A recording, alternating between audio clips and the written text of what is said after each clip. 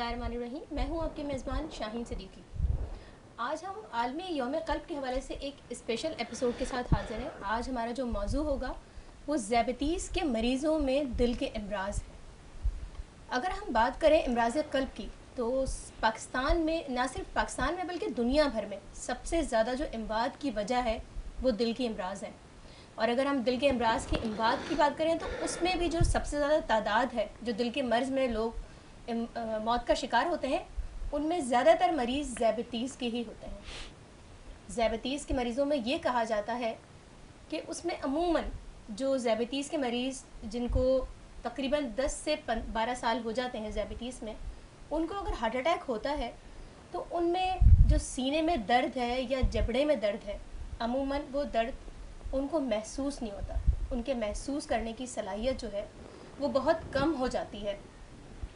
अगर हम बात करें ज़ियाबतीस के मरीज़ों को, जब उनको हार्ट अटैक होता है तो उनमें अलामात तो ज़ाहिर होती हैं, लेकिन तकलीफ़ वो महसूस करने की सलाहियत जो है वो बहुत कम हो जाती है, जिसमें उनको उस वक्त बर वक्त जो है वो अस्पताल नहीं पहुंच पाते। और होता यही है कि ज़्यादातर ज़ियाबतीस के मरीज़ अमवात का शिकार हो जाते हैं। तो अगर हम बात करें दिल के मरीज़ों की और ज़ियाबतीस के मरीज़ों की, जो ज़ियाबतीस का भी शिकार है और दिल का अमराज़ भी उनको लाहक है, तो बहुत ज़्यादा ख़तरे में है।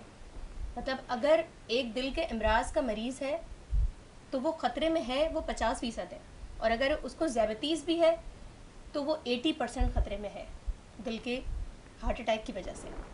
आज हमारे साथ माहिर अमराज़ ज़ियाबतुस, जो किसी तारुफ़ के मोहताज नहीं, पाकिस्तान में इनको ये कहा जाता है कि ज़ियाबतुस के हवाले से जो आगाही फ़राहम की है, ख़ास तौर पे अगर हम प्रोफेसर ज़मान की बात करें तो पेचीदगियों के हवाले से, ज़ियाबतीस की टाइप 1 के हवाले से, टाइप 2 के हवाले से इनकी रिसर्च भी मौजूद है, और आवाम में जो इन्होंने शऊर पैदा किया है उसकी मिसाल नहीं मिलती।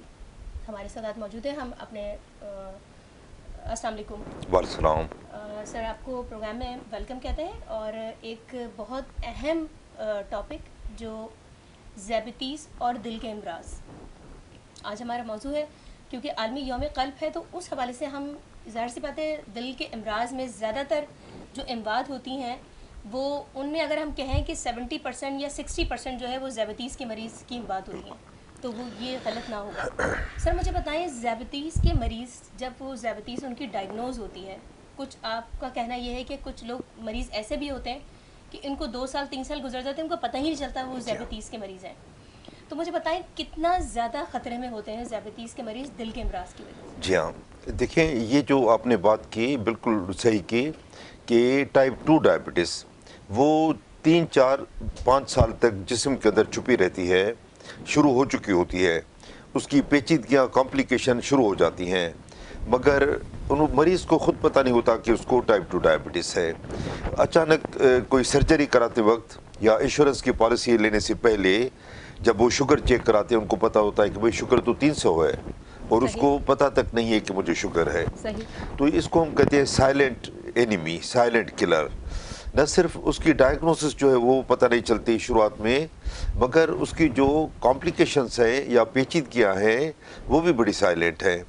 अब आपने दिल के मर्ज़ की बात की, तो जब हार्ट अटैक किसी आम आदमी को होता है जिसको शुगर नहीं है, तो वो शदीद दर्द इतना होता है कि सारे काम छोड़ के वो हॉस्पिटल में भागता है और वहाँ पे अपना इलाज करा के जो भी है इंटरवेंशन करा के सही हो जाता है। अब शुगर के मरीज़ को पता तक नहीं चलता कि उसको हार्ट अटैक हो गया है, क्योंकि साइलेंट वो किलर है। जैसे गुर्दे ख़राब होते हैं शुगर के मर्ज़ में, तो गुर्दों में कोई तकलीफ़ नहीं होती, सही। और आस्ते आस्ते जिस तरह कहते हैं ना घुल जाते हैं, या जिस तरह दीमक लकड़ी को खाता है साइलेंटली, इस तरह गुर्दे ख़राब होते रहते हैं, तकलीफ़ नहीं होती। पता तब चलता है जब गुर्दे ख़राब हो गए हों। अगर वो टेस्ट मरम्मत कराए तो फिर पता चलेगा कि गुर्दे ख़राब हो गए हैं या गुर्दों पे असर शुरू हो गया है। इस तरह आँखों की बीनाई वो भी बड़ी खामोशी से ख़त्म होती जाती है शुगर के मरीज़ों में। मरीज़ की आँख में कोई तकलीफ़ नहीं होती। तो ये बड़ी बदकिस्मती है कि ये साइलेंट किलर हम इसे कहते हैं, या साइलेंट एनिमी, खामोश कातिल। तो हार्ट अटैक भी उसी नौयत की होती है कि दर्द नहीं होता। اچھا اب یہ ہے کہ ویسے بھی ہارٹ اٹیک تو بہت عام بیماری ہے، بہت عام مگر بیماری شوگر کے مریضوں کو 4 گنا زیادہ خطرہ ہے ہارٹ اٹیک ہونے کا، تو یہ بہت بڑی بات ہے۔ ویسے بھی شوگر کی کمپلیکیشن تو بہت زیادہ ہیں، مگر جو نمبر 1 جو کاز ہے ڈیتھ کا، موت کا، وہ ہارٹ اٹیک ہے۔ اس کے بعد دوسرے بھی مطلب ریزنز ہیں کہ گردے فیل ہو جاتے ہیں، اس کی وجہ سے بھی ظاہر ہے کہ بہت زیادہ خراب ہو جائے اور بر وقت علاج نہ ہو تو ڈیتھ ہو سکتی ہے۔ سیپٹیسیمیا، گینگرین، فالج اور بھی کمپلیکیشن ہے، مگر ہارٹ اٹیک ایسا ہے کہ منٹوں میں یعنی صفایا ختم ہو سکتا ہے شوگر کا مریض، تو بر وقت اس کا علاج ہونا چاہیے۔ اور شوگر کی تشخیص دیکھیں نا، کچھ ٹرم ہم یوز کرتے ہیں، ایک ہم کہتے ہیں پرائمری پریونشن، صحیح، پھر ورڈ آتا ہے سیکنڈری پریونشن، یعنی بچاؤ کس طرح کیا جائے۔ پرائمری پریونشن ہم اس کو کہتے ہیں کہ شوگر کو ہونے ہی نہ دیں آپ۔ اگر آپ کی عمر 30-40 سال سے زیادہ ہے، فیملی ہسٹری ہے، وزن زیادہ ہے، آپ ورزش نہیں کرتے، ٹینشن والی لائف گزارتے ہیں، یا بیٹھے رہنے کا سیڈنٹری جو کام ہوتا ہے آج کل کمپیوٹر پہ یا آفس میں بیٹھے رہنے کا کام بہت ہے، جسمانی مشقت ورزش نہیں ہوتی صحیح، کام کے دوران، تو ایسے آدمی کو شوگر ہونے کا خطرہ زیادہ ہوتا ہے۔ تو اس کو چاہیے کہ ہر 3 مہینے میں شوگر اپنی چیک کراتا رہے، تاکہ جیسے شوگر ظاہر ہو تو اس کا علاج شروع کرے، تو اس طرح ہارٹ اٹیک ہونے کے جو خطرات ہیں وہ کم ہو جاتے ہیں۔ تو اس کو ہم کہیں کہ پرائمری پریونشن، یعنی ڈائبٹیز کو ہونے ہی نہ دے، آپ ورزش کریں شروع سے ہی، ڈائٹنگ کریں، وزن کم رکھیں، سگریٹ نوشی نہ کریں۔ پھر ایک ورڈ آتا ہے سیکنڈری کمپلیکیشن، یعنی دوسرے درجے کی پیچیدگیاں، وہ یہ ہے کہ شوگر تو ہو گئی مگر ابھی تک ہارٹ اٹیک نہیں ہوا ہے، تو اس سے آپ بچاؤ کریں۔ تو پھر وہی باتیں آ جاتی ہے لائف سٹائل کی، کہ آپ وزن کم رکھیں اور ڈیلی کم از کم 20 منٹ منیمم ورزش کریں۔ اس کے علاوہ ڈائٹنگ میں ہم کہتے ہیں کہ ڈائٹنگ کرو، اس کے ہمارے 2 مقصد ہوتے ہیں، ایک تو کھانا کم کھائیں اور وہ بھی سوچ سمجھ کے کھائیں۔ اب کم کھائیں گے وہ بھی بد پرہیزی والا یا برگر کھاتے رہیں گے ہر وقت، تو ظاہر ہے کہ اس کے بھی کمپلیکیشن ہوگی صحیح، اپنے۔ تو ہیلتھی فوڈ کھائیے اور وہ بھی کم کھائیے، اور اس کے علاوہ ڈیلی 20 منٹ کی ورزش کریں۔ سگریٹ نوشی جو ہے ویسے ہی خراب ہے خراب ہے، بہت، صحیح، مگر شوگر کے جو مریض ہیں اس میں وہ کمپلیکیشن کو ملٹیپلائی کرتی ہے۔ کیوں کہ شوگر کی وجہ سے جو دوران خون ہے وہ کم ہو جاتا ہے، شریانیں جو ہیں جو خون سپلائی کرتی ہیں پوری باڈی میں وہ سکڑ جاتی ہیں شوگر کے مرض کی وجہ سے، جس کو ایتھروسکلروسس کہتے ہیں۔ اب اگر وہ تمباکو نوشی بھی کرے گا تو وہ اور زیادہ سکڑ جائے گی، صحیح، اور جب خون کی شریانیں سکڑ جائیں تو اگر دل پہ یہ ہو تو ہارٹ اٹیک ہوگا، اگر دماغ پہ یہ سکڑ جائیں جو خون کی شریانیں ہیں، وہ ہے شریانیں ہیں یا پائپ ہیں تو فالج ہوگا، اگر یہی گردے میں جو سپلائی کرتی ہیں وہ سکڑ جائیں تو گردے فیل ہو جائیں گے، اگر یہی ٹانگوں میں اگر سکڑ جائیں یا دوران خون کم ہو جائے تو گینگرین ہوگا، سیپسس ہوگی، ایپسس ہوگی، اور کبھی کبھی تو ٹانگیں کاٹنی بھی پڑتی ہیں اس کے لیے ایمپوٹیشن۔ پوری دنیا میں ایمپوٹیشن جو ہوتی ہے نمبر 1 ٹریفک جو ایکسیڈنٹ ہوتے ہیں، روڈ ٹریفک ایکسیڈنٹ، دوسرے نمبر پہ ڈائبٹیز۔ اس طرح بینائی نابینا ہونے کا نمبر 1 کاز پوری دنیا میں شوگر ہے، صحیح، اور ہارٹ اٹیک اور فالج 4 گنا زیادہ ہوتا ہے شوگر کے مریضوں کو۔ تو ہم وہ کہتے ہیں کہ پہلے پرائمری پریونشن کریں، اس کے بعد سیکنڈری پریونشن کریں، تاکہ یہ مرض لاحق نہ ہو۔ دیکھیں نا، ایک دفعہ شوگر ہو جائے یا ایک دفعہ ہارٹ اٹیک ہو جائے پھر تو وہ لازمی پرہیز بھی کرے گا، سگریٹ بھی چھوڑے گا، ورزش بھی کرے گا۔ اگر یہی چیزیں وہ پہلے کرے تو شوگر ہوگی نہیں، یہ بہت بڑی بات ہے۔ اور میں ایک بات بتاؤں کہ پاکستان میں شوگر بہت تیزی سے بڑھ رہی ہے۔ 4 سال پہلے پاکستان کا 11واں نمبر تھا پوری دنیا میں ڈائبٹیز کے حساب سے، پوری دنیا میں۔ اب 4 سال کے اندر وہ 11 نمبر سے بڑھ کے 3رے نمبر پہ آ گیا ہے، یعنی چائنا انڈیا کو چھوڑ کے 3رے نمبر پہ پاکستان ہے۔ تو اتنی یعنی ہر تیسرے مرض جو اگر افراد لیں 3 میں سے 1 کو شوگر ہوگی پاکستان میں، اتنا زیادہ، اس قدر زیادہ ہے۔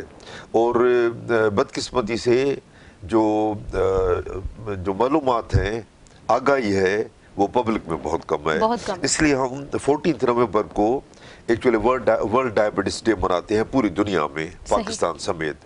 اور اس میں ایک ہی مقصد ہوتا ہے کہ پبلک کو ہم آگاہی دیں, پروگرام کریں, سیمینار کریں, اخباروں میں, ٹی وی میں انٹرویو, جس طرح یہ آج ایک کڑی ہے اس کی بھی. تو یہ پوری دنیا میں آگاہی دینے کے لیے ورلڈ ڈائبٹیز ڈے منایا جاتا ہے. بلکہ پورا نومبر کا مہینہ ڈیووٹ ہے کہ آپ دیکھیں کہ نومبر کا مہینہ ابھی جب آئے گا تو پورے پاکستان میں, پوری دنیا میں بہت سارے سیمینار, سمپوزیم, کانفرنسز وغیرہ شروع ہو جائیں گی. تو یہ آگاہی دینے کے لیے یہ 14 جو نومبر اس لیے رکھا ہے کہ جس عظیم شخص نے انسولین ایجاد کی تھی, سر فریڈرک بینٹنگ, کینیڈا میں تھے, یونیورسٹی آف ٹورنٹو میں, تو اس نے انسولین ایجاد کی تھی فرسٹ ٹائم 1922 میں. جس کے بعد پہلی دفعہ شوگر کا جو علاج آ گیا دنیا میں. 1922 سے پہلے شوگر کا کوئی علاج تھا ہی نہیں. یعنی ٹائپ 1 ڈائبٹیز خاص کر کے جن کو شروع سے لے کے انسولین کی ضرورت پڑتی ہے زندگی کے آخری دن تک, روزانہ انسولین کم از کم 2 دفعہ, عموماً 4 دفعہ لگتی ہے ٹائپ 1 والوں کو دن میں. تو وہ تو 2 سال کے اندر وہ دنیا میں نہیں رہتے تھے. یعنی جب ان کو بتایا جاتا تھا کہ آپ کو ٹائپ 1 ڈائبٹیز ہو گئی ہے, اس کا مطلب ہے موت کا پروانہ یا ڈیتھ سرٹیفکیٹ اس کو مل جاتا تھا کہ میکسیمم 2 سال تک آپ اس دنیا میں ہوں گے, اس کے بعد ختم. یعنی اتنی مشکل تھی لائف شوگر کے مریضوں کی, خصوصاً ٹائپ 1 والے مریضوں کی. تو انسولین جو ہے وہ ایک اب یعنی خدا کی نعمت کرنی چاہیے کہ آئی 1922 میں, اور گولیاں اس کے بعد آئیں جو ٹائپ 2 کے علاج کے لیے. پہلے صرف انسولین تھی. تو اس کا سالگرہ کا دن تھا, یوم پیدائش وہ 14 نومبر تھی سر فریڈرک بینٹنگ کی. تو اس کو آنر دینے کے لیے, اس کو اعزاز دینے کے لیے 14 نومبر کو ورلڈ ڈائبٹیز ڈے مناتے ہیں تاکہ آگاہی مریضوں کو پہنچائیں. دیکھیں نا, اتنی نئی دوائیں نکل رہی ہیں اور اتنے آپ بھی دیکھیے ابھی ماشاءاللہ یہ پروگرام کر رہی ہے, اس کے باوجود بھی شوگر بڑھتی جا رہی ہے. ہاں, اس کا جو ریزن ہے وہ ہے ہمارا طرز زندگی, لائف اسٹائل, وہ بہت خراب ہے. ایک تو ٹینشن سے بھری ہوئی ہے لائف, اسٹریس ہارمون پیدا ہوتے ہیں, اسٹریس ہارمون بلڈ پریشر بڑھاتے ہیں, شوگر بڑھاتے ہیں, کولیسٹرول بڑھاتے ہیں, پھر ہارٹ اٹیک پیدا کرتے ہیں. تو ٹینشن والی لائف, اس کے اوپر یہ کھانا پینا جو ہے بہت. دیکھیں نا, پہلے جب ہم چھوٹے تھے یا بہت پہلے, باہر کے کھانے کا رواج ہی نہیں تھا. بہت قسمت سے جاتے تھے ہوٹلنگ کرنے یا ایسے. آج کل دیکھیں یہ فیشن بن گیا ہے, ٹیک اوے یا ہوم ڈیلیوری. گھر میں کھانا مزہ ہی نہیں آتا گھر کے کھانے کھانے میں. جب بھی دیکھیں ریسٹورنٹ 1-2 گھنٹے لوگ انتظار کرتے ہیں کہ فاسٹ فوڈ میں کوئی, یا جو پاکستانی فوڈ ہے وہ بیٹھنے کی جگہ ملے. صحیح. اس وقت پیسوں کی پرواہ نہیں کرتے, پیسے کم نہیں کرائیں گے, صرف وہ کہیں گے کہ ہمیں بس بیٹھنے کی جگہ ملے. اتنا رش ہو جاتا ہے خصوصاً ویکینڈ پہ. تو پہلے یہ ٹرینڈ نہیں تھا, اور پہلے جسمانی مشقت بھی زیادہ تھی, گاڑیوں کا اتنا رواج نہیں تھا, اور کمپیوٹر وغیرہ تھے نہیں, تو بیٹھے رہنے کا کام بھی کم تھا. تو لائف ڈیفرنٹ تھی پہلے. شوگر بھی بہت کم تھی, اب بڑھتی جا رہی ہے بہت زیادہ. ناظرین, جیسے ڈاکٹر صاحب نے بتایا کہ اگر ہم 4 سال پہلے کی بات کریں تو 4 سال پہلے جو ہے وہ پاکستان کا ذیابیطیز کے مریضوں کے حوالے سے 11واں نمبر تھا, لیکن اب ہم 3رے نمبر پہ کھڑے ہیں. مطلب ذیابیطیز پاکستان میں ایک طرح سے کہنا چاہیے کہ وبائی شکل اختیار کرتا جا رہا ہے. مطلب یہ ایک بہت بڑی خطرے کی گھنٹی ہے کہ 4 سال میں 11ویں نمبر سے ہم 3رے نمبر پہ آ گئے. تو آگے آئندہ سالوں میں کیا صورتحال ہوگی؟ بہت گھمبیر صورتحال ہو جائے گی. ایک وقفہ لیتے ہیں, وقفے کے بعد دوبارہ واپس آتے ہیں.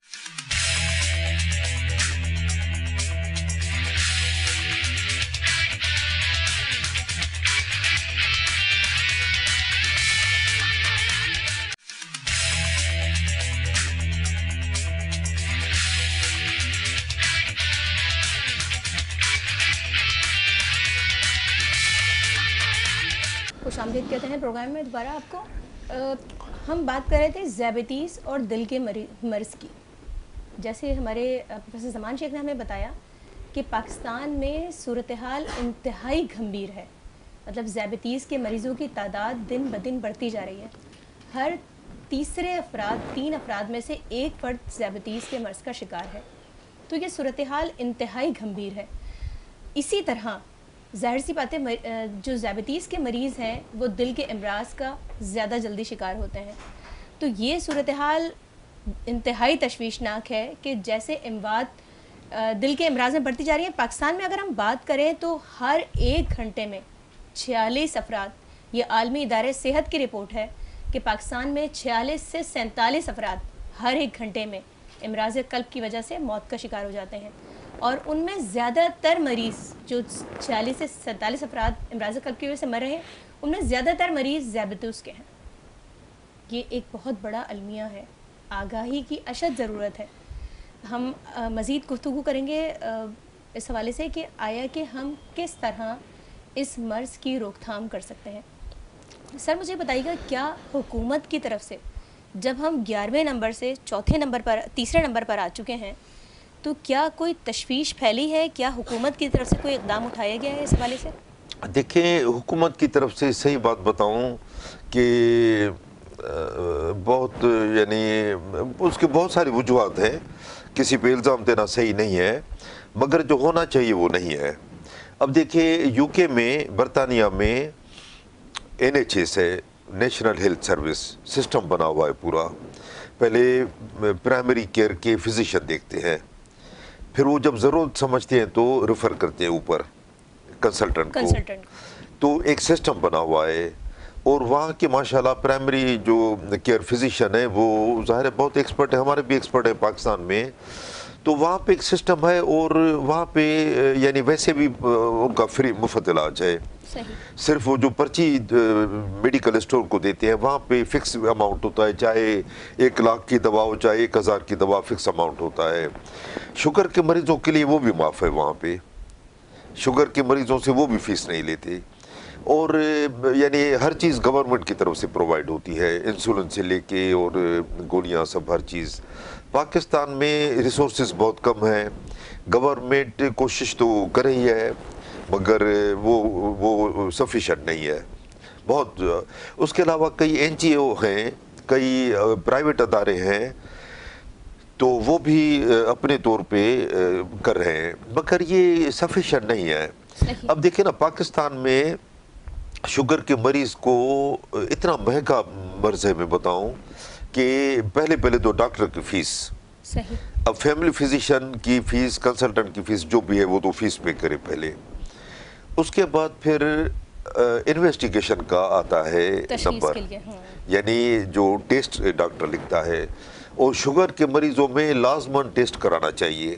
جو ڈاکٹر شوگر کے مریضوں کو ٹیسٹ نہیں لکھتا وہ شوگر کا ڈاکٹر ہے ہی نہیں. کیوں کہ اگر کولیسٹرول بڑھ جائے, یورک ایسڈ بڑھ جائے, گردے خراب ہو خدا نخواستہ, تو پیشاب میں پروٹین آتی ہے اور یوریا کریٹن بڑھ جاتا ہے. یہ آپ چاہے 2 گھنٹے مریض کا چیک اپ کریں, آپ کو پتہ نہیں چلے گا جب تک آپ ٹیسٹ نہیں کرائیں گے. پھر ایک ٹیسٹ ہے HbA1c جو 3 مہینے کا ایوریج بلڈ شوگر بتاتا ہے, وہ بھی جب ٹیسٹ کرائیں گے تو پتہ چلے گا. اس کے علاوہ فاسٹنگ بلڈ شوگر, پھر رینڈم بلڈ شوگر روزانہ کے حساب سے کرنی ہے, اور گلوکومیٹر بھی گھر میں ہونا چاہیے جس سے ٹیسٹ کرے. آج کل تو بڑے مہنگے بھی وہ جو پرک نہیں کرتے, سوئی کے بغیر بھی آ گئے ہیں, مگر بہت مہنگے ہیں, 20-30 ہزار روپے مہینے کا خرچہ ہے اس کا, جو ہر کوئی افورڈ نہیں کر سکتا پاکستان میں. تو کہنے کا مقصد یہ کہ دوسرے نمبر پہ ٹیسٹوں کے اخراجات, ڈاکٹر کی فی, ٹیسٹوں کے اخراجات, اور ہر 3 مہینے, ہر 6 مہینے, ہر سال میں, کوئی ایک دفعہ نہیں. اب ڈینگی ہے, ایک دفعہ کرا لیا جان چھوٹ گئی, ملیریا ایک دفعہ کرا لیا جان چھوٹ گئی, اس میں تو پوری زندگی ٹیسٹ کراتے رہے. پھر آتا ہے دواؤں کا خرچہ. اب شوگر کا مریض ایک دوا نہیں لیتا, 2-3 دوائیں تو صرف شوگر کا مرض کنٹرول کرنے کے لیے, 2-3 دوائیں صرف شوگر کو کنٹرول کرنے کے لیے. اب شوگر کے مریض کے ساتھ ساتھ بلڈ پریشر بھی عموماً ہوتا ہے ساتھ. ایک ورڈ ہم یوز کرتے ہیں میٹابولک سنڈروم, اس میں 3-4 بیماریاں اکٹھی ہوتی ہیں. پہلے نمبر پہ ہوتا ہے موٹاپا, خاص کر توند نکلی ہوتی ہے, اس کو کہتے ہیں وسرل اوبیسٹی. تو وہاں سے شروعات ہوتی ہے عموماً. پھر اس کے بعد ٹائپ 2 ڈائبٹیس ہوتی ہے, پھر بلڈ پریشر ہوتا ہے, پھر کولیسٹرول خراب ہوتا ہے، ٹرائیگلائسرائڈ خراب ہوتے ہیں، ایل ٹی ایل وغیرہ جو کولیسٹرول ہے، اور یہ سب پھر یورک ایسڈ خراب ہوتا ہے، پھر بڑھ جاتا ہے، پھر یہ سب مل کے ہارٹ اٹیک کرتے ہیں. صحیح. ہاں، تو کہنے کا مقصد یہ کہ اگر شوگر ہو گئی تو اکیلا شوگر کا مرض اس کو نہیں ہوگا. اس کے ساتھ یہ دوسری چیزیں جن کو ملا کے ہم میٹابولک سنڈروم کہتے ہیں، وہ یا تو ساتھ ہوں گی یا پہلے سے ڈیولپ ہو گئی ہوں گی یا آنے والی ہوں گی. مطلب ایک بلڈ پریشر کا شوگر کا مریض ہے، اگر اس کو اب بلڈ پریشر نہیں ہے تو آنے والا ہے. کولیسٹرول اب اگر صحیح ہے تو خراب ہونے والا ہے عموماً. ٹھیک ہے نا، میڈیسن میں کوئی 2+2=4 نہیں ہوتا مگر موسٹ آف دا ٹائم.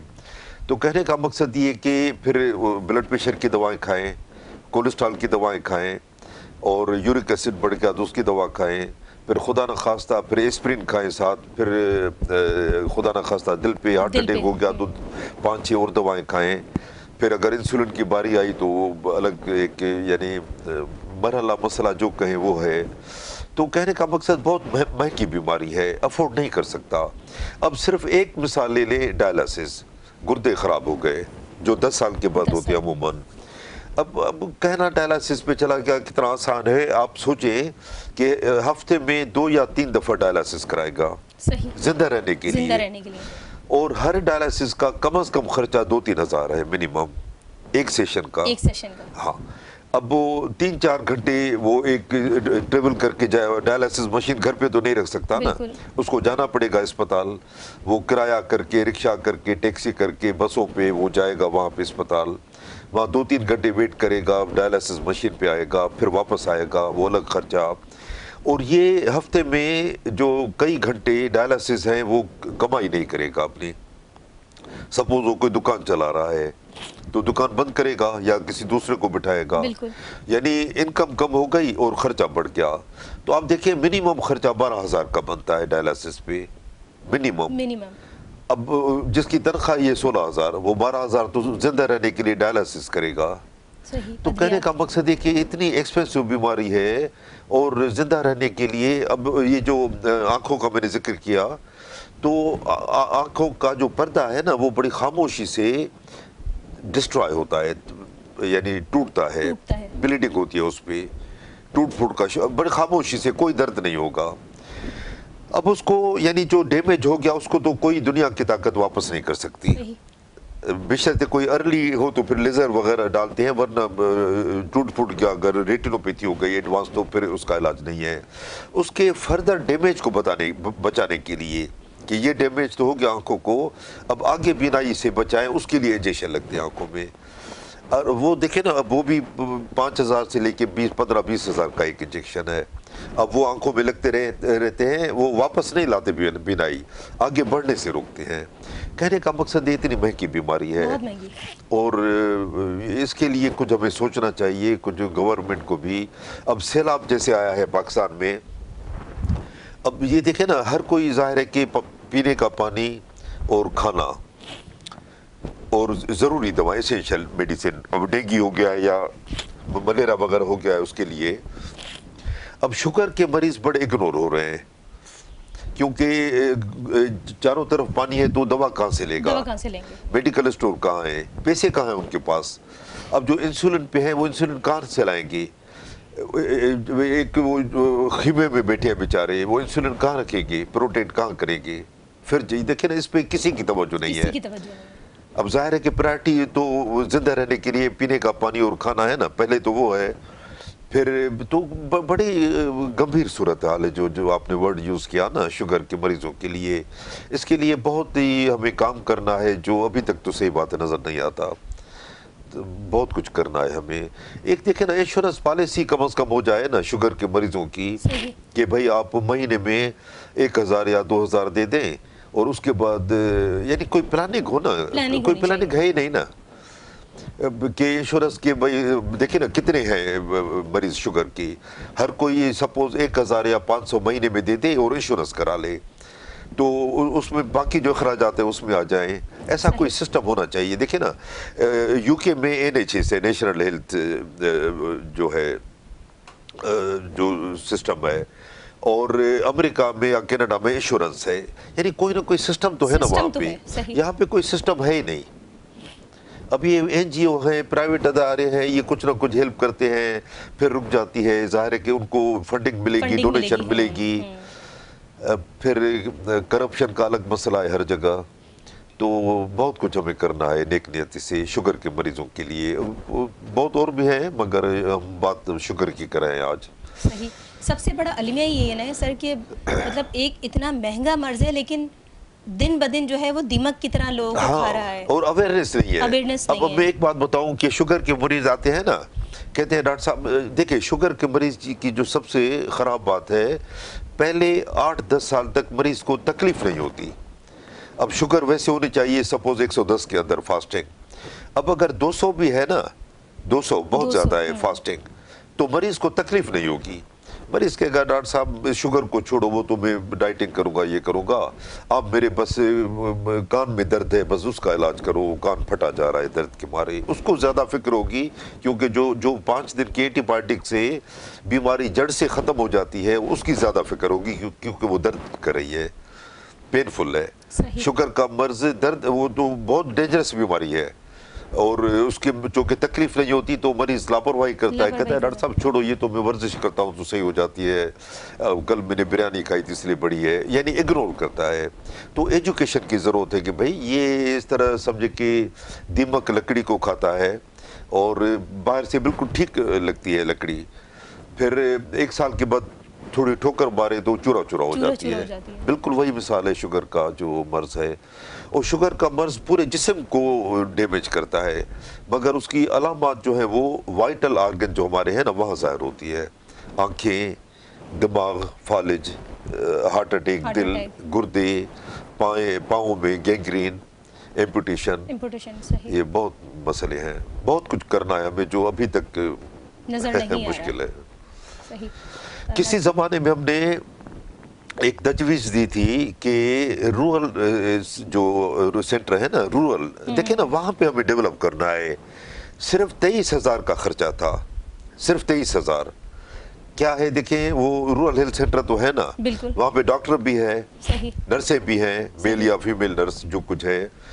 ہم نے کہا تھا کہ بھائی 23,000 صرف ہمیں چاہیے رورل ہیلتھ سینٹر کھولنے کے لیے، کہ وہاں پہ ٹیبل کرسی چاہیے، بی پی انسٹرومنٹ چاہیے، گلوکومیٹر چاہیے، اور دوائیں بھی چلو وہ فارما والوں سے لے لیں گے، کچھ گورنمنٹ کچھ فارما ڈونیشن وغیرہ جو سسٹم ہے پبلک پرائیویٹ پارٹنر کہیں یا جو کچھ کہیں.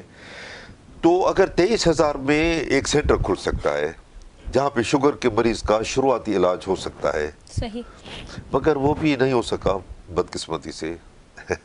ورنہ ہر رورل سینٹر میں ڈائبیٹک سینٹر کھولے 23,000 کا خرچہ تھا. یہ کوئی 5-6 سال 8 سال پہلے کی بات ہے. اب چلیں 50,000. صحیح. اب اس میں یہ ہے کہ آپ ایک سینٹر کھولیے، آپ نے آگاہی کے لیے بھی آپ اس میں کام کر سکتے ہیں. دیکھیں نا زیادہ تو کچھ نہیں چاہیے نا، ٹیبل کرسی چاہیے، بی پی انسٹرومنٹ چاہیے، اسٹیتھوسکوپ چاہیے، گلوکومیٹر چاہیے، اور ایک ٹرینڈ ڈاکٹر ہو، ٹرینڈ اسٹاف نرس ہو، اور کیا چاہیے اس کے لیے. یعنی پرائمری کیئر، پرائمری اور سیکنڈری کیئر، یعنی شوگر ہو گئی ہے ابھی کمپلیکیشن نہیں ہوئی، اس لیول کی بات ہو رہی ہے. صحیح. ناظرین ایک وقفہ لیتے ہیں، وقفے کے بعد دوبارہ واپس آتے ہیں.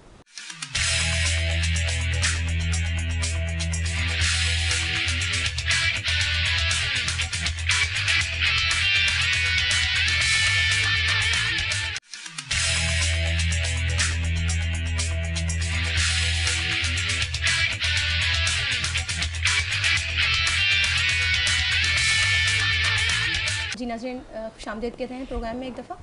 اور ہم ڈاکٹر صاحب سے یہ جانیں گے کہ آیا کہ ذیابیطیس کے جو مریض ہیں جن کو ذیابیطیس لاحق ہو گئی ہے، ان میں کیا علامات ظاہر ہوتی ہیں کہ وہ ہارٹ اٹیک کی طرف جا رہے ہیں یا انجائنا کی طرف جا رہے ہیں، یا ان کو کون سے تشخیصی ٹیسٹ ہر 3 مہینے بعد کروانے چاہیے جس سے یہ پتہ لگ سکے کہ آیا کہ ان کی شریانیں جو دل کی شریانیں ہیں وہ سکڑنا شروع ہو گئی ہیں یا بند ہونا شروع ہو گئی ہیں یا ان کے دل پر کوئی اثر ہو رہا ہے. سر مجھے بتائیے گا کہ کیا علامات ظاہر ہوتی ہیں ذیابیطیس کے مریضوں کو. ایک ذیابیطیس کے مریض ان کو تشخیص ہو گئی کہ ان کو ذیابیطیس ہے، تو شروع سے ان کے مطلب ان کی میڈیسن میں کوئی اضافہ کیا جاتا ہے کہ آیا کہ ان میں دیکھا جا رہا ہے کہ وہ موٹاپا بھی ہے، خاص طور پہ بلڈ پریشر کے بھی مریض ہیں، تو ان میں کس طرح کی احتیاطی تدابیر کی جائیں یا کس طرح کے آپ لوگ ٹیسٹ ریکمینڈ کرتے ہیں ہر 3 مہینے بعد یا 2 مہینے بعد؟ اب دیکھیں آپ نے علامات کی بات کی نا، یہ بہت امپورٹنٹ کوشچن ہے. دیکھیں یہ علامات جو ہم کہتے ہیں نا کہ پیاس زیادہ لگتی ہے، یورین زیادہ پاس ہوتا ہے، رات کو اٹھ کے یورین پاس کرتا ہے اور بھوک زیادہ لگتی ہے، تو یہ ٹائپ 1 کی علامات ہیں، ٹائپ 1 ڈائبٹیز. جو ٹائپ 1 اور ٹائپ 2 میں یہ فرق ہے کہ ٹائپ 1 ہوتی ہے بچوں میں یا عموماً 20 سال سے کم عمر کے لڑکوں میں یا لڑکیوں میں، اور وہ دبلے پتلے ہوتے ہیں. ان میں فیملی ہسٹری نہیں ہوتی عموماً ٹائپ 1 میں، اور ان کا وزن تیزی سے گرنا شروع ہوتا ہے، اور یہ علامات خاص 2-3 ہفتوں میں ظاہر ہو جاتی ہیں. مرض شروع ہوا 2-3 ہفتوں میں علامات آ گئیں. کون سی؟ کہ بار بار یورین پاس کرنا، رات کو اٹھ کے یورین پاس کرنا، اور نتیجے کے طور پہ بہت زیادہ پانی پینا، اور جو کہ گلوکوز خارج ہوتا رہتا ہے یورین میں 24 گھنٹے، تو اس لیے بھوک زیادہ لگتی ہے. پالیفیجیا، پالیڈپسیا، پالی یوریا ورڈ یوز کرتے ہیں ہم. یہ ٹائپ 1 کی علامات ہیں. ایکچولی یہی علامات ٹائپ 2 میں بھی ہونی چاہیے اور ہوتی ہیں، مگر اتنی یعنی سلو ہوتی ہیں اور ہلکی نوعیت کی ہوتی ہے کہ مریض کو پتہ نہیں چلتا. یعنی علامات یہ کہیں کہ ٹائپ 2 میں نہیں ہوتی تو زیادہ بہتر ہے کہ علامات ہوتی نہیں ہیں. آپ کو شوگر چیک کرانا پڑے گا اگر آپ کو شک ہے کہ شوگر ہوگی.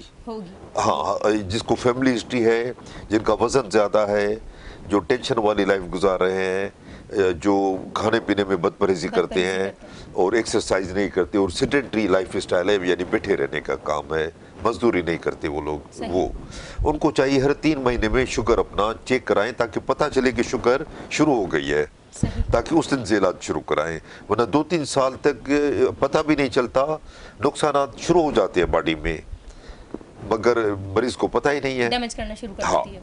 اچھا، کچھ ٹیسٹ آپ نے کہا، دیکھیں نا کچھ ٹیسٹ جیسے HbA1c ہے یا گلائکوسائلیٹڈ ہیموگلوبن، وہ ہر 3 مہینے میں بدل جاتا ہے، اور وہ کنٹرول بتاتا ہے وہ 7% سے کم ہونا چاہیے میکسیمم. 7% سے بڑھ گیا means out of control sugar ہے. تو وہ ہے. پھر کولیسٹرول کا ٹیسٹ ہے، یورین میں پروٹین کا ٹیسٹ ہے، یورین TR ہے، یورک ایسڈ ہے، اس طرح اور بھی کئی ٹیسٹ ہیں جو کرانے چاہیے. اچھا، 1-2 باتیں میں بتاؤں، میرا خیال ہے کہ کہہ دوں کہ حکومت آج کل ٹیکس ہر چیز پہ لگا رہی ہے، ظاہر ہے لگانا ہے. تو میں مطالبہ کروں گا، بلکہ ہم ڈاکٹر مطالبہ کرتے ہیں کہ ٹیکس آپ کولڈ ڈرنک پہ لگائیں، سافٹ ڈرنک جو کہتے ہیں نا اس پہ ٹیکس لگائیں. یہ نوسینس ہے. یہ جو سافٹ ڈرنک ہے نا اتنی سستی ملتی ہیں، بڑی بوتل 2 لیٹر کی لے لو، پتہ نہیں 100-150 کی ملتی ہے. یہ ایک 330 ml مینس ایک بڑا گلاس جو 330 ml کی بوتل آتی ہے، اس میں 6 چینی کے چمچ کے برابر شوگر ہوتی ہے. اتنی شوگر ہوتی ہے.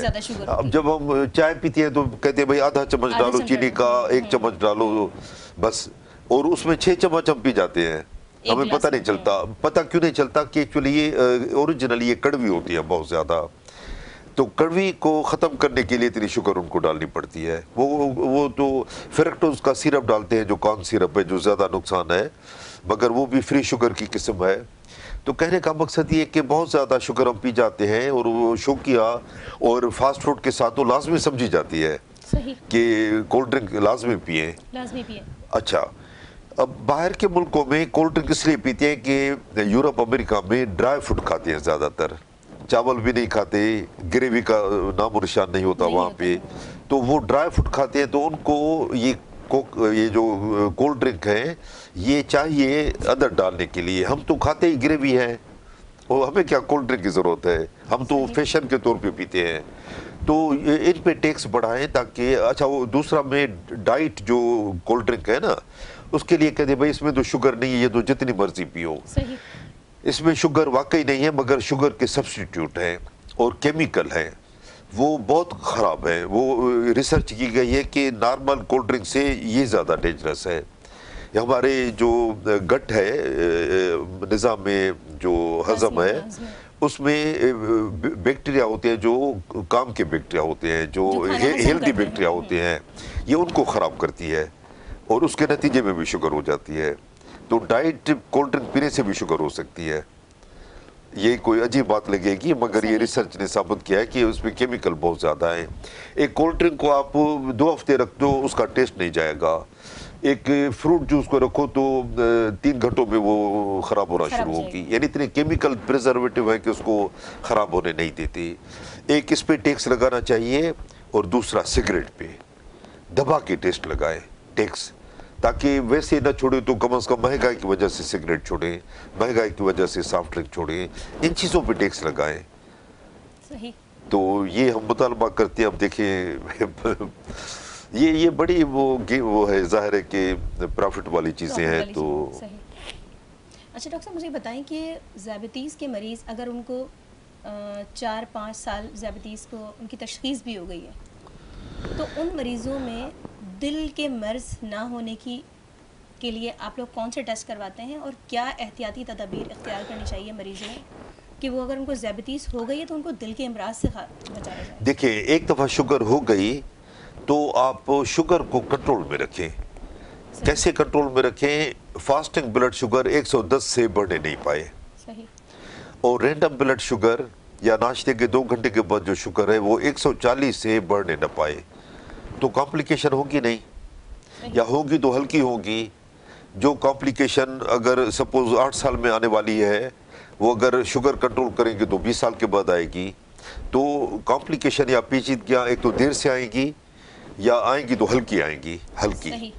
تو کہنے کا مقصد یہ ہے کہ شوگر کنٹرول کریں. نہ صرف شوگر کنٹرول کریں, بلڈ پریشر کنٹرول کریں.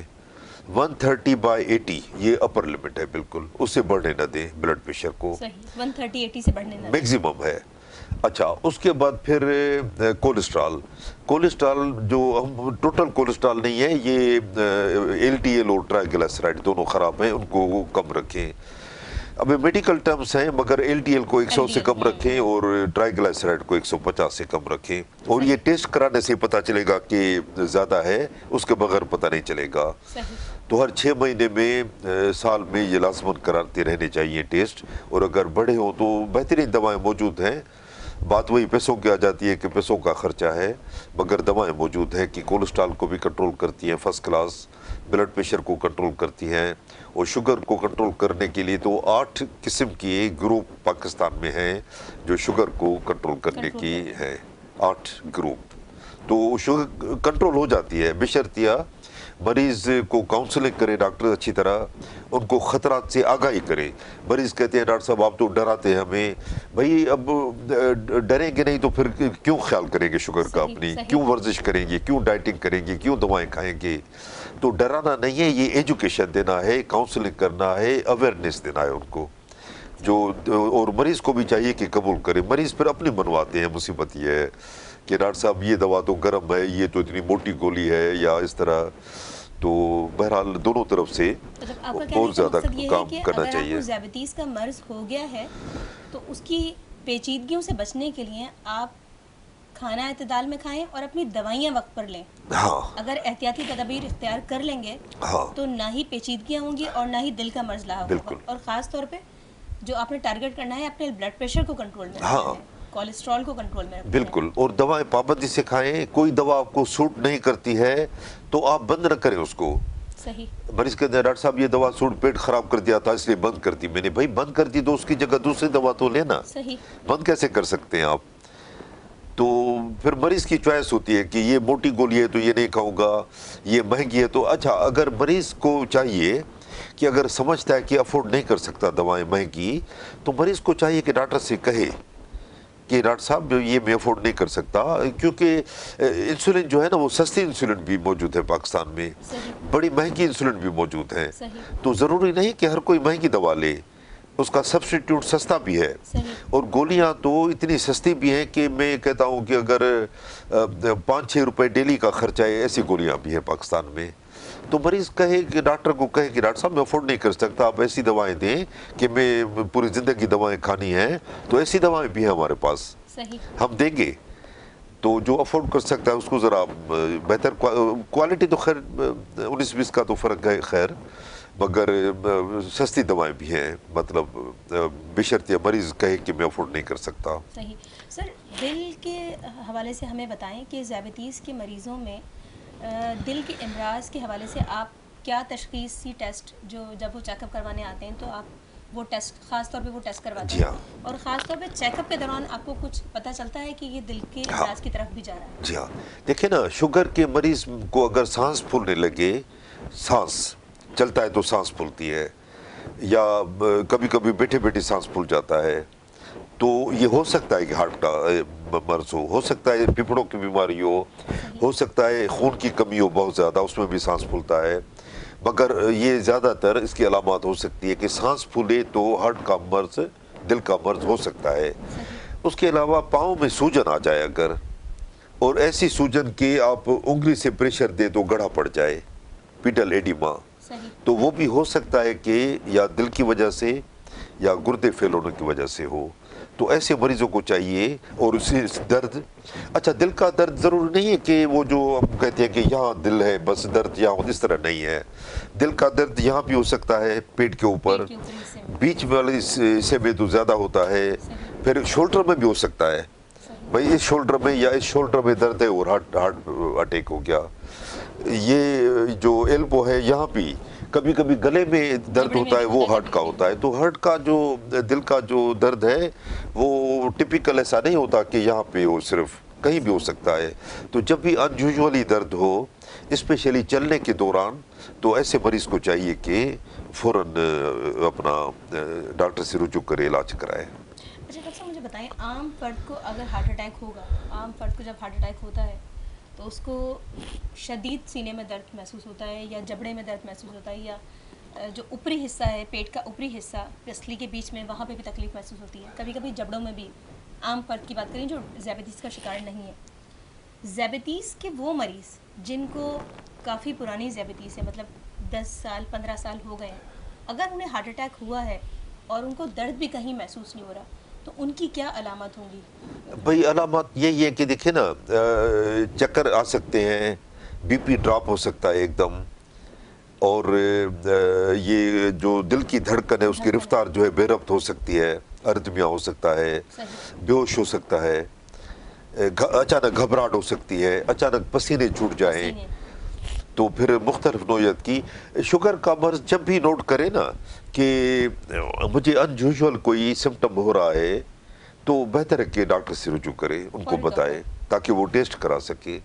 اور ای سی جی جو 100% صحیح نہیں بتاتا، کئی دفعہ ایسا ہوتا ہے کہ ہارٹ کا مرض ہے مگر ای سی جی نارمل ہے، تو ای سی جی تو انیشل ٹیسٹ ہے، اس کے علاوہ بھی کافی ٹیسٹ ہیں جو کرانا پڑتا ہے دل کا مرض ڈھونڈنے کے لیے۔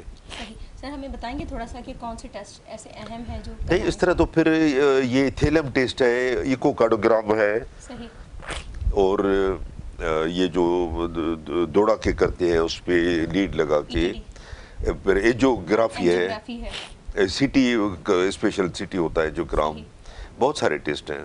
صحیح سر، کوئی پیغام دینا چاہیں گے خاص طور پہ عالمی یوم قلب ہے اس کے حوالے سے ذیابیطیز کے مریضوں کو، اور دل کے امراض میں جو مبتلا مریض ہیں ان کو بھی کیا پیغام دینا چاہیں گے؟ جی دیکھیں نا، اپنی شوگر کو کنٹرول کریں۔ اب مریض کہتے ہیں کہ ڈاکٹر صاحب میں 1 گھنٹہ ورزش تو کرتا ہوں اور کیا کروں، آپ کی دوائیں کھاتا تو ہوں، 6 مہینے نہیں آیا تو کون سی بات ہے، آپ کی دوائیں تو کھا رہا ہوں، یہ غلط ہے۔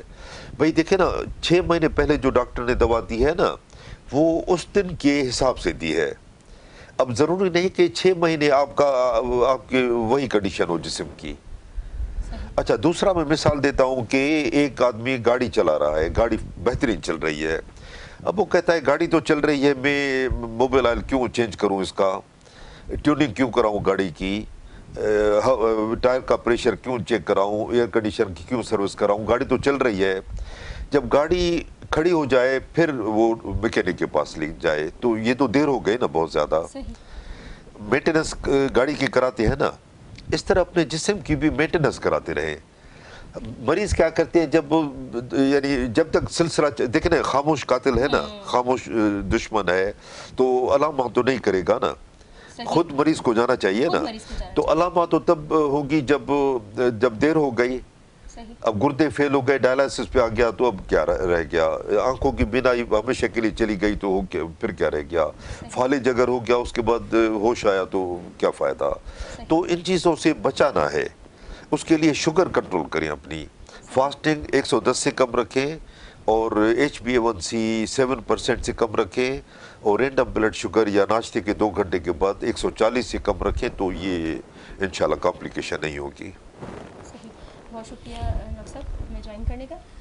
ناظرین، جیسے پروفیسر زمان نے ہمیں بتایا کہ جو دل کے خاص طور پہ جو ذیابیطیز کے وہ مریض جن کو 14 سے 15 سال یا 10 سال ہو چکے ہیں، تو ان میں علامات خاص طور پر جن کی شوگر بھی مطلب یہ ہے کہ کبھی نارمل رہتی ہے، کبھی وہ بد پرہیزی بھی کر لیتے ہیں، تو ان میں خاص طور پہ محسوس کرنے کی صلاحیت تھوڑی سی کم ہو جاتی ہے. یا لیکن ان میں اگر درد محسوس نہیں ہو رہا تو ان کا کہنا یہی تھا کہ اگر کوئی ایسی علامت ظاہر ہو رہی ہے جو آپ کو چلتے پھرتے یا عام زندگی میں نہیں محسوس ہو رہی، خاص طور پہ بہت زیادہ پسینہ آ گیا آپ کو اچانک، یا آپ کو گھبراہٹ ہونی شروع ہو گئی، خاص طور پہ چلنے میں آپ کی سانس پھول رہی ہے، اور پھر بیٹھنے میں تھوڑی سی کم ہو رہی ہے، یا اس طرح کی علامات جو آپ کو عام زندگی میں نہیں ہو رہی ہے، اور اچانک کوئی علامت مطلب اچانک کوئی جیسے آپ کی کنڈیشن میں تبدیلی ہو رہی ہے، تو آپ فوری طور پر ڈاکٹر سے رجوع کریں اور فوری طور پر ہاسپٹل جائیں. تو یہ ایک بہت بڑا المیہ ہے پاکستان میں کہ ذیابیطیز کا مرض جو ہے وہ بہت تیزی سے بڑھ رہا ہے. اگر آج 46 سے 47 افراد 1 گھنٹے میں اموات کا شکار ہو رہے ہیں، تو ان میں سے 35-30 مریض یا 40 مریض جو ہے وہ ذیابیطس کے ہیں. تو یہ ایک بہت بڑا المیہ ہے، بہت بڑا بوجھ ہے، کیونکہ ساری زندگی اس نے دوائیاں کھانی ہیں ذیابیطیز کی بھی، اور اس کے بعد اس نے اور جب ذیابیطیز کا مرض بڑھتا جا رہا ہے 15 سال 20 سال، تو اس نے اور مزید اضافی کھانی ہے. تو بہتر یہ ہے کہ اپنی زندگی کا طرز عمل کو بہتر کریں، اچھی لائف گزاریں، رات کی بھرپور نیند لیں، واک کریں، چہل قدمی گھنٹے میں ایک گھنٹے میں 10 منٹ کی واک کر لیں آپ، اور ورزش کریں، تو آپ نہ صرف دل کے امراض بلکہ ذیابیطس سے بھی بچ سکتے ہیں. اپنا خیال رکھیے. اجازت چاہتے ہیں. اللہ حافظ.